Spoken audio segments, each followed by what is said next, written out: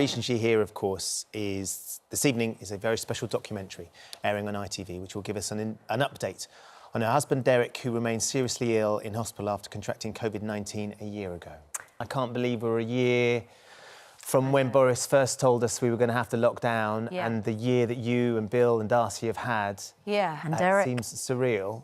And the year that all of you have had, I mean, you've all been amazing in supporting us. I mean, the first thing I want to say, and I know Lucy wants to get a word in as well, is that, you know, this morning we're hearing so many stories. I could tell you were very moved, Ben, about people that have lost people. And I am very aware that I am very lucky because Derek is still here and we have got the chance to battle on. And I suppose really what the documentary tonight is it's seen through the ideas of what our family have been through, but there are other people who've been affected in it as well. And we're all battling through, aren't we, in different ways, and we're all lucky to have the chance to. But it's still making sure that the people that have been very, very seriously affected aren't forgotten as we try and prevent more people getting sick. It was a big decision, though. This is a very personal thing that you and Bill and Darcy and Derek are going through, and a big decision to decide to make the documentary, to let us into your life. Why did you want to do it?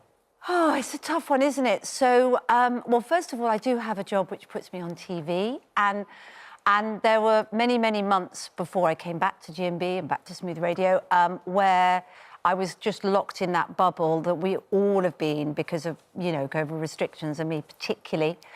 And that was a very private time. And when I came back to work, I was amazed and so moved by everybody's reaction, but also contacted by people who are saying, you're talking about what I'm going through. You're talking about, maybe not to the extreme case of Derek, but and it's so great to hear what you're talking about. Actually, not just about COVID, but people who've got other long-term situations that they're facing with potentially a life loss at the end of it. And so I thought, well, then this story needs to be told because I have a chance to tell it, whereas they don't. And then the footage that you'll see of Derek was recorded for me personally. So that's not being recorded by the documentary crew. And it started about because after about 6 months, we were able to get an iPad into the hospital so that I could talk to him in his coma with the idea of trying to bring him out. Maybe the voice, some kind of recognition would help. And the reason why I started recording it is because it was so emotional for me to be talking to him. It was all I could do to kind of focus on not falling apart and giving him a positive energy, not a sad energy. And the doctor started saying, are you seeing things that only you might know? And I realised that I wasn't able to sort of examine it forensically and be emotional. So I started recording it so I could look back and think, oh, I said that then. Did he react? Did he not react? And then I showed some of the footage to Lucy, who's wonderful. And there's obviously hours and hours and hours of nothingness, of blank staring, which we talked about maybe was too personal.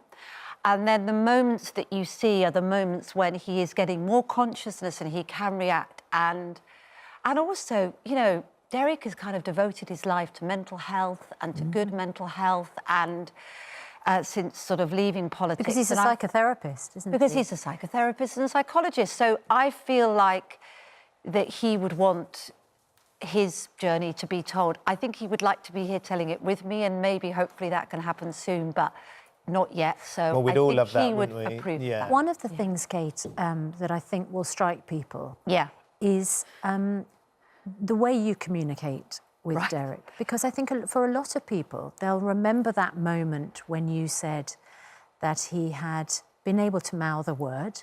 Yeah. And we were heartbroken about which word it was. It was the word pain. You include it in the documentary. Yeah. That must have been particularly hard for you. Since then, you have had conversations with Derek, which are captured.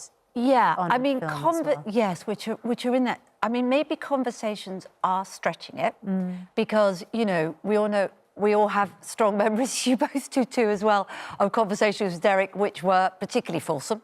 So it's, you know, it's not, maybe it's more words and be able to Fragments of interpret them. sentences, And yes. that has regressed a little bit since the documentary, it has to be said. This year has not been so good, and we can talk about where we are now in a bit. But there were, and that gives you hope. And there is moments in the documentary where I think people that know Derek will know that he is there, and for such a long time, that's been the horror. Is he still in there? Is he trapped inside himself, or is he gone? You know, and he's even got his accent back. He does. You saw that, didn't you? There's even some good old Chorley coming through. You can't take Chorley out. Even COVID can't take Chorley out of a man. So, you know, so that is just miraculous, actually. And also there's a... Sorry, Susanna, I'm interrupting you. No. I don't want to interrupt you at all. I just think the FaceTime communication is obviously hugely important. Yeah. Hugely important for you. But it goes back to the point we've been making about visiting during lockdown. Yeah. People at their lowest, facing their toughest challenges, not able to be with each other. Because I can imagine for you, at his toughest times, you've wanted to be sitting next to him when he's in hospital, holding his hand. And I know the lockdowns have stopped you doing that. It just must be so I mean, this hard. is what's been tough, I think. And I think it's affected, well, as we know, it's affected everybody. My goodness me, it's affected everybody. And I think it is particularly pertinent, Dr. Hillary might be able to express that, it's particularly pertinent when it's something, look, you know, the doctor said to me, it's not just you, Kate. Everybody can't visit their loved ones. And of course, that's true. I think it's particularly hard when people are either in a care home experiencing dementia, or they're experiencing something where communication is already a challenge, you know? And at the moment for Derek, obviously everybody's got PPE on, so that he can't see lips moving, because of the restrictions in numbers of people that can work with him directly. They're fundamentally strangers because of that being a problem. So I do think that makes it very, very hard. And I think that has probably contributed to his regression. I think it probably has. We don't know, you know, we don't know, but I can't help but feel instinctively it's not been helpful. But then you have to think, well, maybe when the restrictions lift, that means that it's something that we can work on. And that will come back. And that will come back. I mean, there is a moment in the documentary which I think is tough for people to watch, and that is the moment where he feels he can't go on, you know, and I managed to record that moment. Actually, it was quite a long period of that, in truth. That particular moment was actually a night when I then came in here and was on air the next morning, because it started late at night and I didn't want to come off the FaceTime. I wanted to stay with him and say, I'm still here, I'm still here, I'm still here. So we kept going through the night, and then in the car on the way into work, and then I said, can you put Good Morning Britain on in there so he can see that that's where I am, so he doesn't feel abandoned.